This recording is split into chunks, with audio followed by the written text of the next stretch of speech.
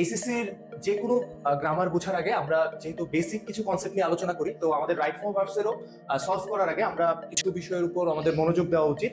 একটা right form verb solution করার ক্ষেত্রে আমরা বেসিক্যালি চারটা জিনিসের উপর বেশি ফোকাস করব। ফার্স্টে হলো সাবজেক্ট ভার্ব এগ্রিমেন্ট, তারপর হলো সেন্টেন্স স্ট্রাকচার, আমাদের ভয়েস এবং টেন্স।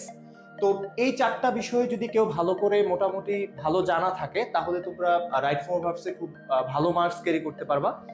পাশাপাশি এই চারটা জিনিসের পাশাপাশি আমাদের যে বুট কোশ্চেন সলিউশন করব আমরা হলো টেস্ট পেপার যে অ্যানালাইসিস, সেটা টেস্ট পেপার অ্যানালাইসিস করব। এখন কথা হলো ভাইয়া, সাবজেক্ট ভার্ব এগ্রিমেন্টের বেসিকটা তো আমরা জানি। সাবজেক্ট ভার্ব এগ্রিমেন্ট মানে সাবজেক্ট সিঙ্গুলার হলে ভার্ব অলওয়েজ সিঙ্গুলার হয়, সাবজেক্ট প্লুরাল হলে অলওয়েজ ভার্ব কি হবে?